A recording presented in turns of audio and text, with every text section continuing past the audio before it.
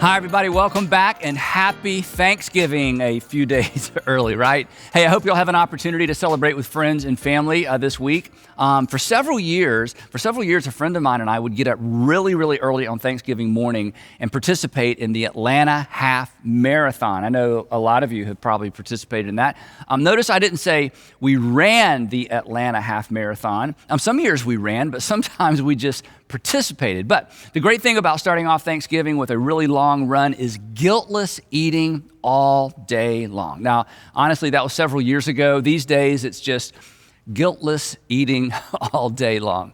Now, if you know anything about the history of Thanksgiving, you know that it began as a really small community's response, then a colonial response, and ultimately, eventually, our nation's response to divine provision and divine protection. Because gratitude, or feeling thankful, is actually a universal experience. I mean, when good things happen or when we're on the backside of a rough stretch, there's something just intuitive, instinctive in all of us. There's just this automatic feeling of gratitude.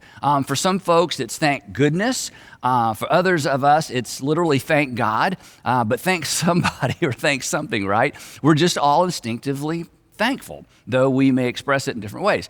It's almost like we can't help it. Now, I say it's almost like we can't help it because when it comes to expressing our gratitude to each other, it's not always so intuitive, right? It's not always so fluid. It's not always so instinctive. Not only can we help it, oftentimes we do help it. We withhold our gratitude. And when you withhold gratitude, when I withhold gratitude, we actually create a gap in the relationship, an unfilled space. There's unfinished business, which creates a glitch in the relationship. And if it goes on for too long, it actually undermines the integrity of the relationship. Or to put it bluntly, few things sting, isn't this true? Few things sting more than ingratitude. And here's why. Because ingratitude communicates, I don't see you. I don't even see you. I don't recognize you. I don't recognize what you've done. I don't recognize your effort. I don't recognize your sacrifice. Ingratitude communicates, you know what? You owed me that, so why would I thank you for that? Ingratitude stings because it isn't neutral. It's the opposite of what was expected or earned or perhaps even deserved. So it hurts, which is odd because the other person really didn't do anything to us. They just didn't do anything. You thought they would hit the tennis ball back, but they just stood there and let it bounce against the fence behind them. So there are a few things more hurtful than ingratitude. But at the same time, isn't this true? There are few things more uncomfortable than pointing out someone's ingratitude, right? I mean, it feels kind of childish, like, hey, what about a thank you every once in a while? Or, hey, you didn't say thank you, or you never show me any appreciation. I mean, who wants to say that? To say that makes us feel small and insecure. Not to mention, when you say that, the other person says, wait a minute, oh, I'm so sorry. But what we hear is, I'm so sorry, little baby, who needs constant reassurance and affirmation, right? So even asking about or bringing up the subject of ingratitude is so uncomfortable. Ingratitude is a strange thing because, well, it's not even a thing. It's more a lack of a thing. But it doesn't always come packaged in silence or a lack of response. Sometimes ingratitude is actually expressed verbally. You've been in this situation. You do something for somebody else, and instead of saying thank you, they explain that, well, you didn't do it right, or you chose the wrong color. But mostly, in most cases, ingratitude is an absence of words, an absence of recognition of something that we've done that deserves recognition. The other odd thing about ingratitude is this. It looms large when we're the victim. I mean, it's all we can see when somebody has been ungrateful. We can't possibly miss it, but it's completely invisible to the perpetrator. I mean, think about it. When we create a gap through our ingratitude, it's all the other person can see, but we can't see it at all. We're clueless, which is obvious to the other party, which in the moment makes the pain that much worse. Or to put it simply, the recipient is always aware, right? But the culprit is rarely aware. It's so odd. Now, for me, I have to be really careful because outside my family, it's easy for me to just write off ungrateful people. And I hate to say that, but it's true. I mean, I can be a one and done person. Gratitude goes a long way with me, and ingratitude, it goes a long way with me as well. There are people, honestly, that I would have a difficult time extending generosity with my time or my influence or my resources because of how they didn't respond last time I was generous to them with my time, influence, or my resources. And that's something I've got to monitor because as a Jesus follower, I'm required to be generous regardless of how people respond. But come on, it's a whole lot easier to extend generosity to grateful people. And my reason for bringing this up and my reason for bringing me up is this. Your ingratitude, which you might not even be aware of, your accidental ingratitude is leaving a mark. It's undermining your respectability, and you don't know it. I mean, the ungrateful people I struggle not to write off have no idea. The people who've written you off because of your ingratitude, you have no idea. And if you're not family, they're not going to tell you. They just move on. And the uncomfortable thing about me even talking about this is I'm sure there are people watching or listening who have experienced a lack of gratitude from me. And, here's the point. I don't know who they are. I'm clueless. And I'm kind of glad no one's here to say amen. Now, many years ago, when I was starting off on my quest to become a good organizational leader, I had the opportunity to meet with a pretty high-profile business person for lunch in the Atlanta area. It was a friend of my dad's. That's how I got the lunch. I was in my late 20s, and I only remember one thing about our conversation, and it was not what this gentleman intended for me to remember. In fact, I bet he doesn't even remember saying this, but as you know, negatives are generally stickier than positives. I knew he had a meeting in his office right after our lunch, and we were going a little long, so I interrupted him and I said, hey, I know you've got a meeting to get to. And then he interrupted me, and here's what he said, and I'll never forget it. He said, no problem. They all work for me. No problem, I don't need to rush back. They all work for me. This is my only takeaway from that lunch. This was so offensive to me, and I didn't even know any of the other people. But when he said it, I made a decision. I will never take the people who work with me or for me for granted. In fact, I refuse to use the phrase my people or our people when referring to people that I work with. I don't have any people. No one deserves to be talked about or treated like they're somebody's people. And I'm sure he didn't mean it that way, perhaps. But it made an impression. It struck me as extremely ungrateful because he was what? He was taking them for granted. They'll wait. They've got nothing better to do. They owe me. I don't owe them.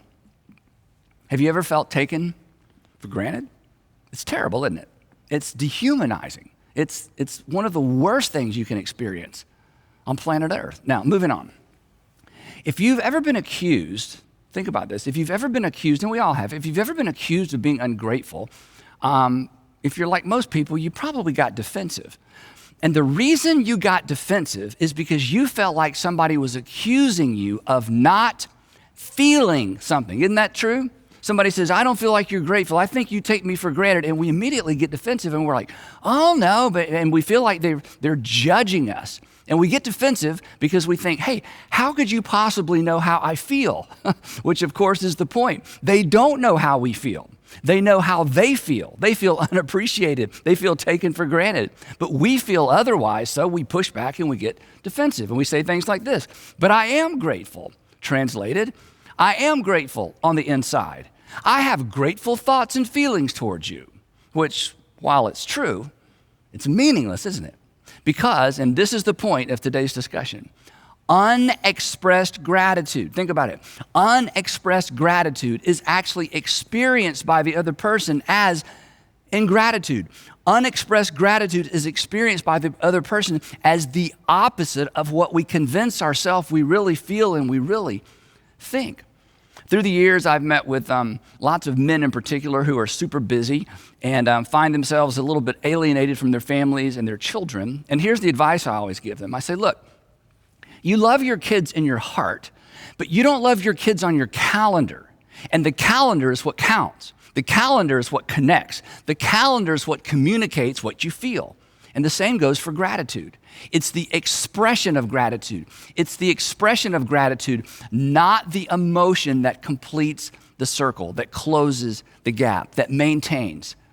the connection. Or to put it another way, gratitude and ingratitude are relationally determinative. This is so important. Gratitude and ingratitude actually determine how much of you're willing to entrust to someone else, and it determines how much he or she is willing to entrust to you.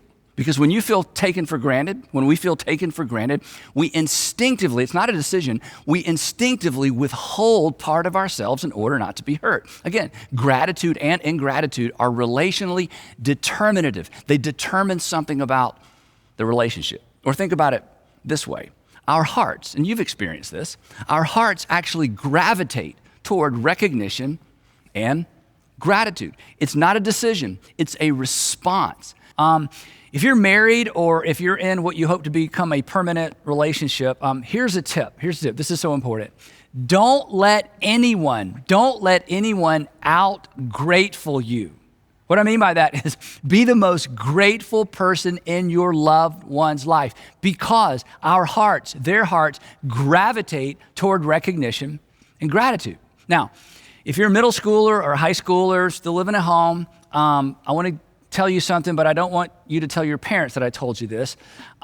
If you would like to get your mom and dad to be more yes than no when you ask for things, when you want more freedom, if you want more yes than no, be grateful for everything out loud. And here's why. Your parents, and parents in general, are so accustomed to being taken for granted. If you're the typical middle schooler or high school student, and I know you don't think you're typical, but if you are, here's how you might think. Well, of course I have a room, and of course I have cool clothes, and of course I have more food than I should eat, and of course I get a ride to school. That's what they're supposed to do. They're my parents. But middle schoolers and high schoolers, don't be typical. I'm telling you, turn up the gratitude. Here's why. First of all, your parents deserve it. But second, it will melt their hearts. It will melt their hearts because gratitude is the language of the heart. Besides, they don't actually owe you anything. Here's a life lesson for you. At the end of the day, everybody is a volunteer, even your parents. So be ridiculously grateful. Now, there's a famous narrative from the life of Jesus, and we talked about this about 5 years ago, if you were around then. And every time I read this narrative, honestly, it kind of feels like the gratitude bar gets raised a little bit.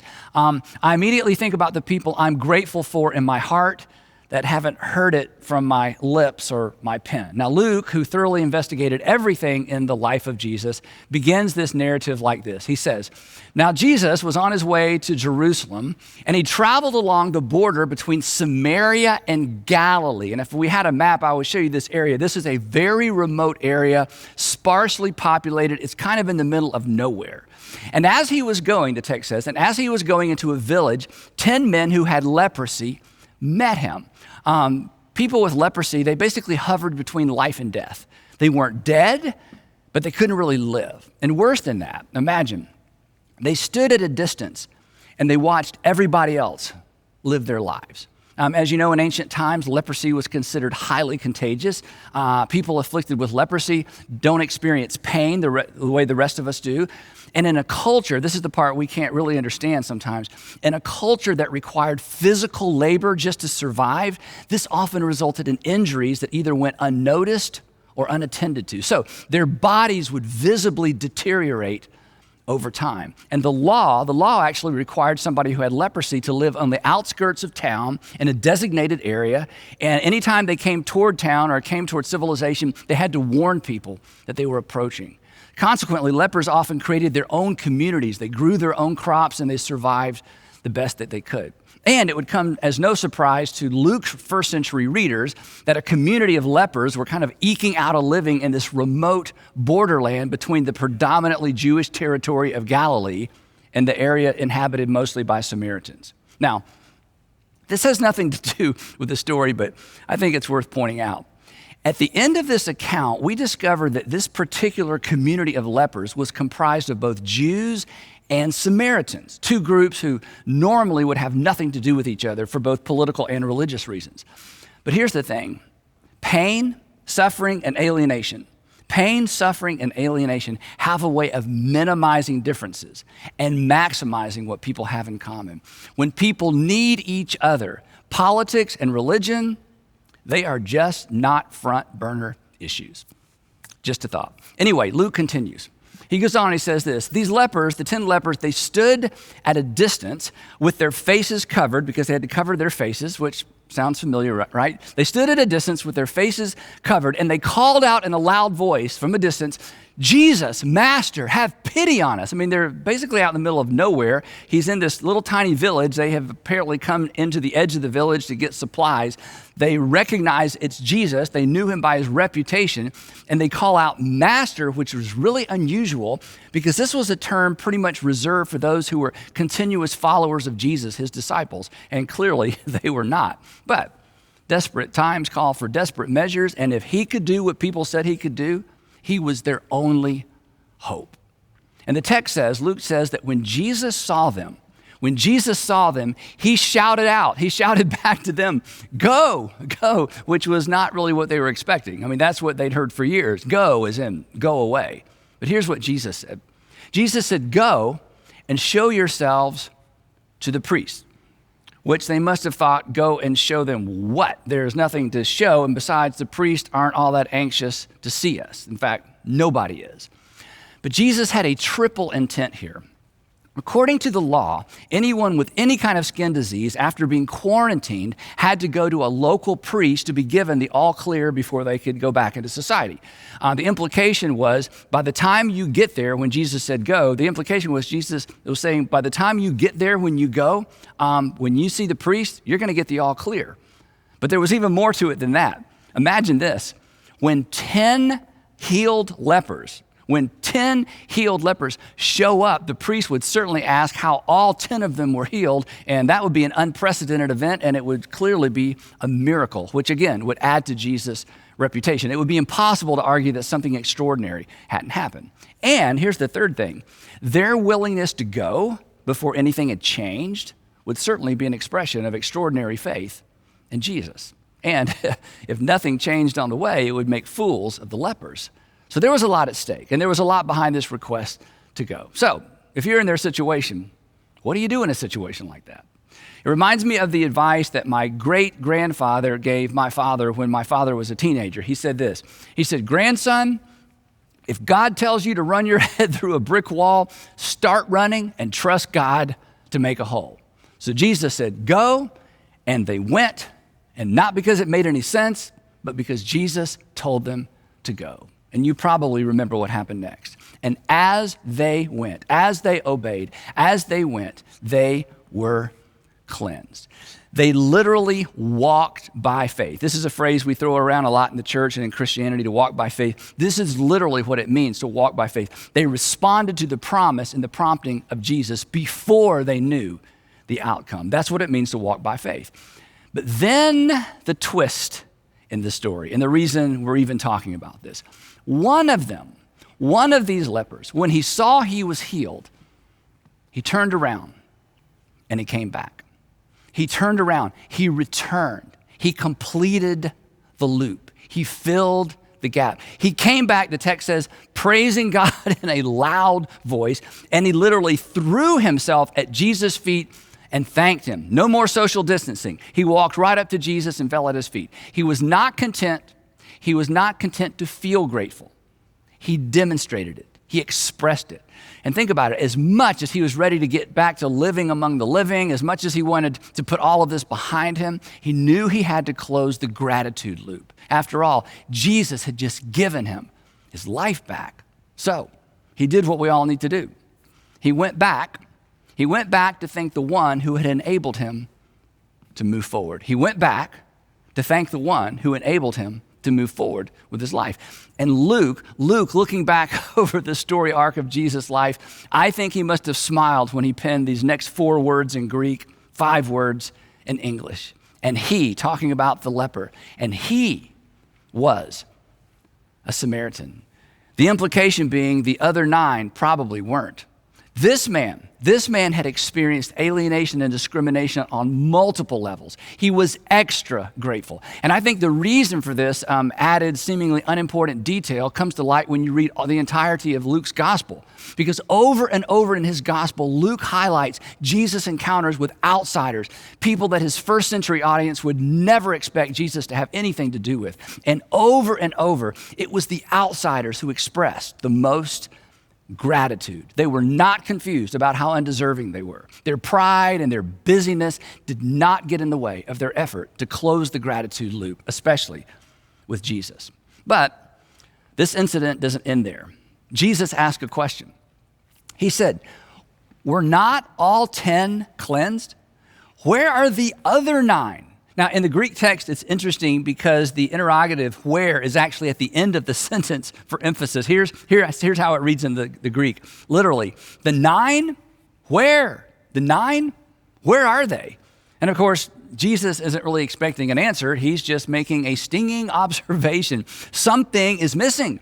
Someone is missing. Someone's are missing. The other 9 have missed the moment. The other 9 have missed their opportunity. Something was missing, incomplete, unfinished, open-ended. The circle isn't closed. But now the window to close it has closed. Now, if you're a parent, you understand what Jesus is getting at here. And for those of us who can remember how our parents raised us, we understand what Jesus is getting at too.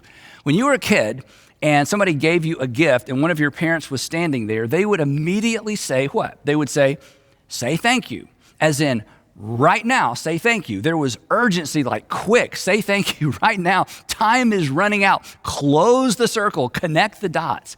And this is Jesus' point. The other 9 missed the moment, and the moment had passed. How ungrateful. Their entire destiny had been changed. Apart from Jesus, apart from his intervention, they're going to spend the rest of their lives eking out a living in the middle of nowhere.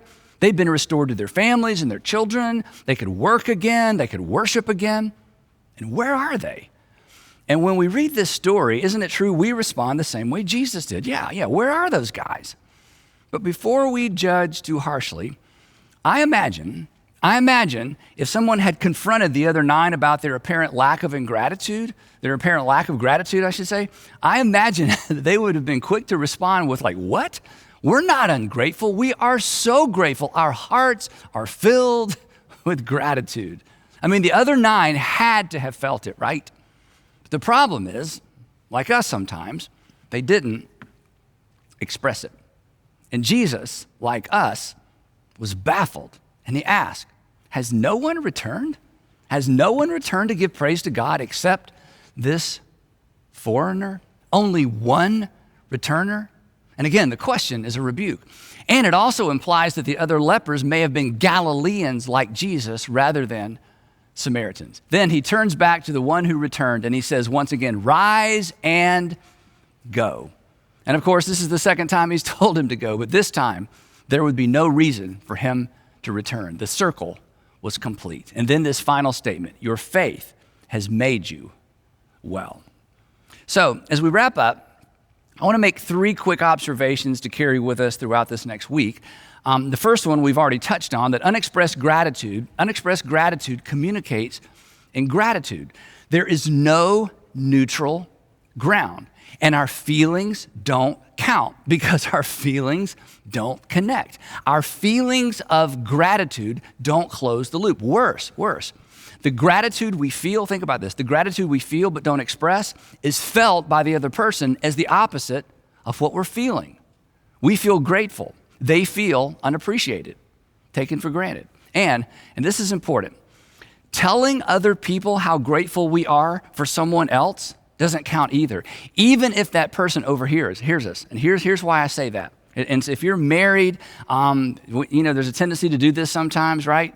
Bragging on your spouse to other people in front of your spouse, but never bragging on your spouse to him or to her privately, never expressing gratitude directly to them, does not close the loop. In fact, in some instances, expressing gratitude to other people about something rather than to that person can actually be insulting. Second thing is this: ingratitude feels like rejection. Ingratitude feels like rejection. Over time, unexpressed gratitude has the same effect on people in a relationship as rejection. It creates a gap. Again, our hearts gravitate toward acceptance, real or imagined. Appreciation feels like acceptance. So if you want the heart of your child or your spouse or an employee or associates, if you want their heart, express gratitude. You want to be surrounded by people who just do what they have to do to get by? Withhold it. Take them for granted. They get a paycheck. It's my husband. She's my wife. This is what they signed up for. This is what they're supposed to do.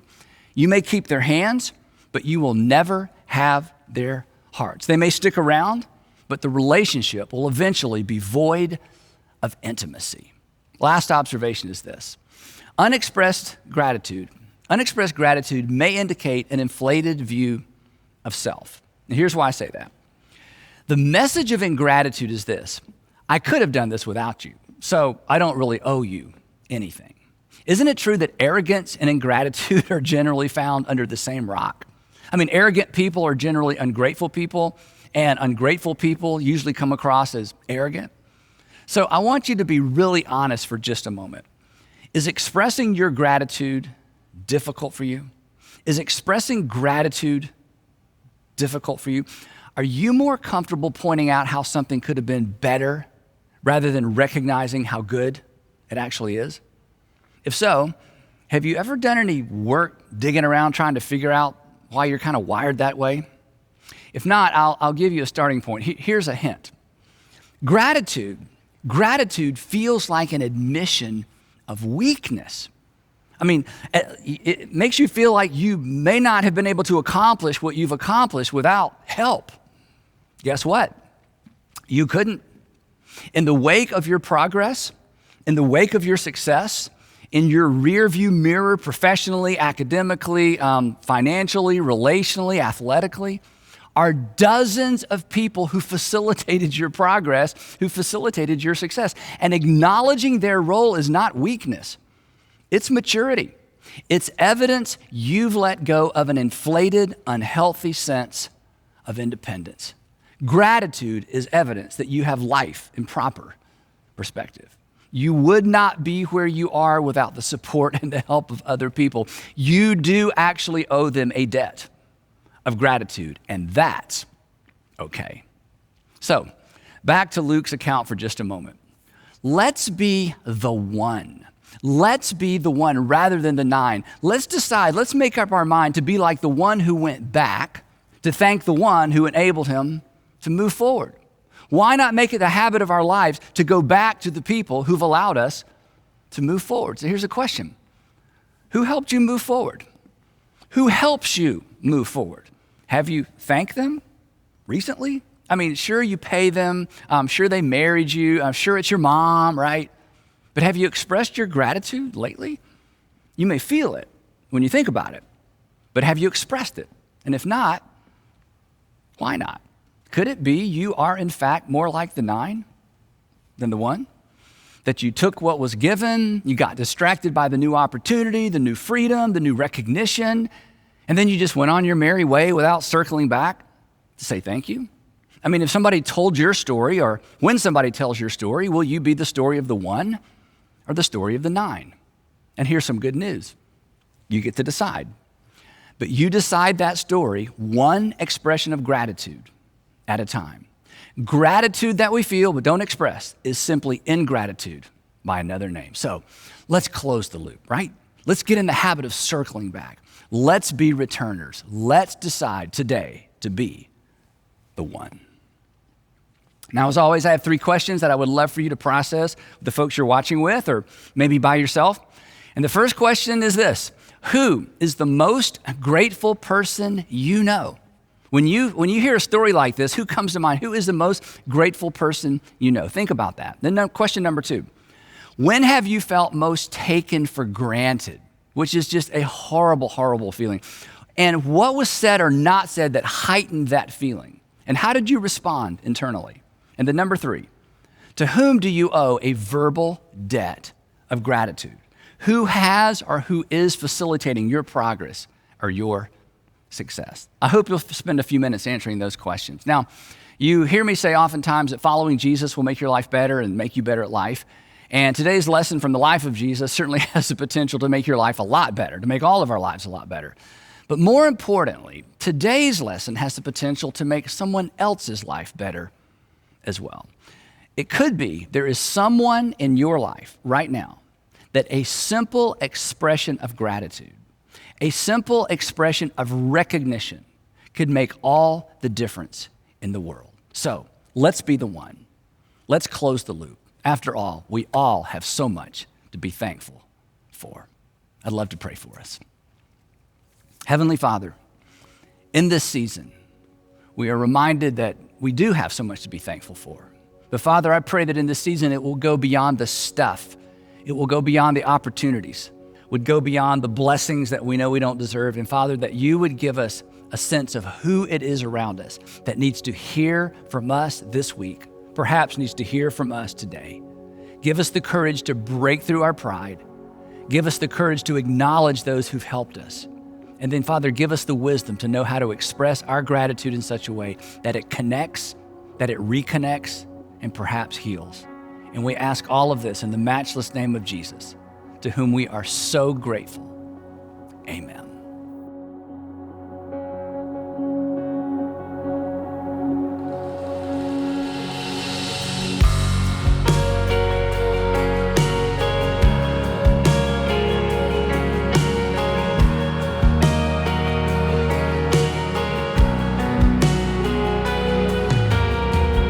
Slow down, take time, breathe in. He said he'd reveal what's to come. The thoughts in his mind, always higher than mine. He'll reveal all to come. Take courage, my heart. Stay steadfast, my soul. He's in the waiting. He's in the waiting. Hold on to your hope as your triumph unfolds. He's never failing. He's never failing. No.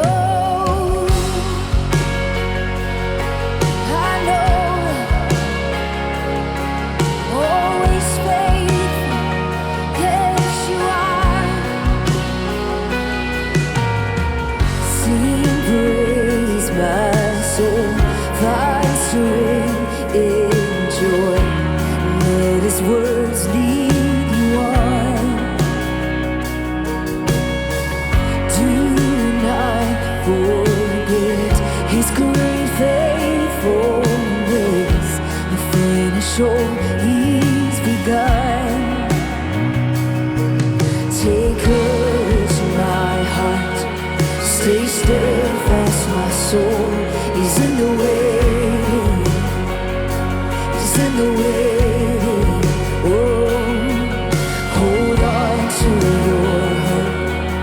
Your triumph unfolds. He's never failing. He's never failing. And you who hold the stars, you call them each by name. You'll surely keep your promise to me, that I will rise in your victory. Yes, and you who holds the stars, all of them, yes you do. You call them each by name. You'll surely keep your promise to me, that I will rise in your victory. I know it. Take courage, my heart. Stay steadfast, my soul. He's in the waiting. He's in the waiting. Oh, hold on to your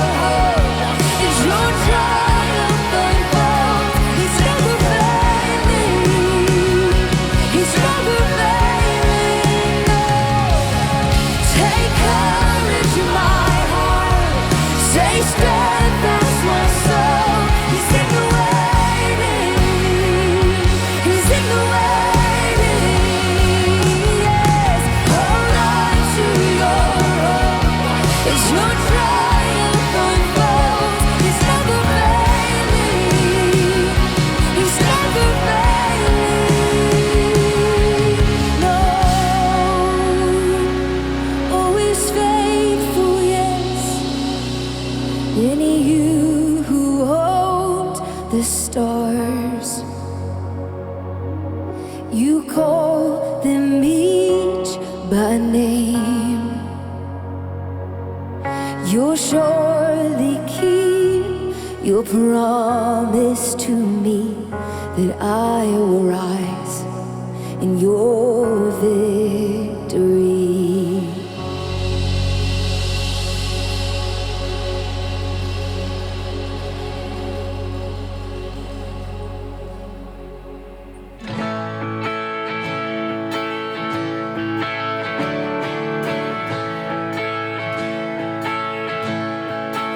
I searched the world,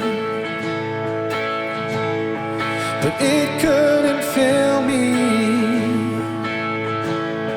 And man's empty prayers and treasures that fade are never enough. Then you came along and put me back together. And every desire is now satisfied here in your love.